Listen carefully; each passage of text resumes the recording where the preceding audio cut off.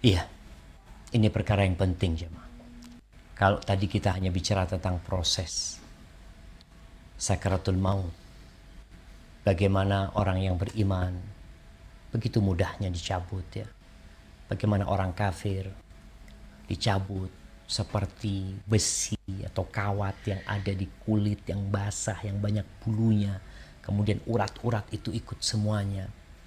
Tapi kita tahu bahwasanya proses itu hendaklah ditutup dengan la ilaha illallah. Karena Rasulullah sallallahu alaihi wasallam mengatakan man kana akhiru kalamihi la ilaha illallah dakhala jannah. Barang siapa yang akhir dari ucapannya dalam kehidupan ini adalah la ilaha illallah, dia akan masuk surga. Dan kita juga tahu bahwa setan iblis tidak akan berhenti menyesatkan manusia selama ruhnya masih ada di jasadnya. Oleh karena itu Rasulullah sallallahu alaihi wasallam berdoa mengatakan wa a'udzubika ayyatakhabbatani syaitan 'indal maut.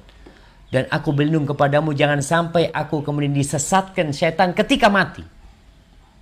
Akhirnya mati su'ul khatimah. Maka apa yang harus dilakukan muslim? Pertama, kita sendiri secara pribadi ya berdoa tadi, mohon kepada Allah agar jangan sampai digodain setan pas mau mati. Dengan keluarga kita, apa yang harus kita lakukan ketika kita menghadiri keluarga kita yang sedang sekarat? Maka ingat dengan sabda Nabi SAW, laqinu mautakum la ilaha illallah. Talqini orang yang mau mati di antara kalian dengan la ilaha illallah. Ketika dia dalam kondisi orang yang merasakan sakitnya sekarat, kita tahu dari mana orang ini kok mau mati. Mungkin kita melihat dia penyakitnya sudah begitu parah. Apalagi sekarang mungkin sudah dicek sama dokter ya, detak jantungnya semakin melemah, nafasnya semakin sulit. Maka ketika itu ucapkan kepada dia, qul la ilaha illallah. Perintah. Ayah, katakan ayah, la ilaha illallah. Karena dia mungkin pikirannya kemana-mana, maka perlu untuk dikasih tahu untuk mengatakan la ilaha illallah. Mungkin ada yang sebagian mengatakan, sudah bisikan kepada dia ucapan la ilaha illallah, la ilaha illallah, la ilaha illallah, agar dia mengucapkan la ilaha illallah. Nah, ketika dia mampu seperti itu, alhamdulillah. Tapi ada orang yang perlu disuruh untuk mengatakan la ilaha illallah. Oh, subhanallah jemaah. Penutup itu tergantung bagaimana awalan, bagaimana pertengahan kehidupan antum. Ada orang yang disuruh mengatakan la ilaha illallah, tapi dia sibuk dengan dagangannya, menawarkan dagangannya 5.000, 3.000 dengan apa yang biasa dia ucapkan. Karena itu kebiasaan dia. Maka tugas kita adalah membimbing dia, baik dengan membisikkan atau menyuruh dia, ayah katakan la ilaha illallah ya. Ayah katakan la ilaha illallah ya.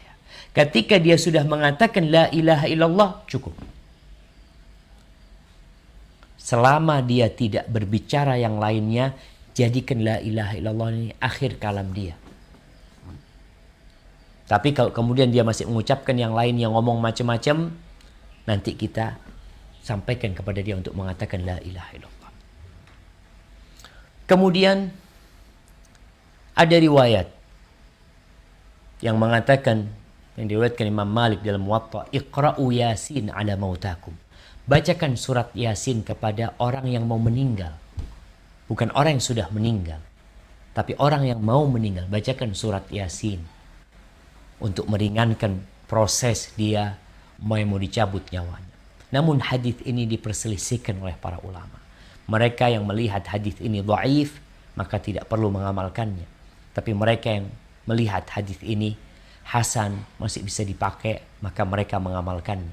Tapi intinya, ketika kita hadir di proses dicabutnya nyawa dia, tolong jangan rame-rame, jangan teriak-teriak. Kadang-kala ada yang teriak-teriak bersedih ini itu, bimbing dengan la ilaha illallah. Inilah kesempatan dia terakhir. Ini kesempatan iblis juga untuk menyesatkan. Yang terakhir kalinya.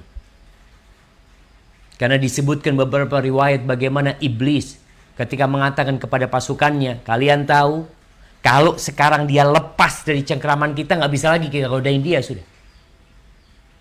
Maka proses itu menjadi proses yang penting untuk dijaga agar jangan sampai kita su'ul khatimah pada waktu itu jamaah. Hadza wallahu a'lam bissawab.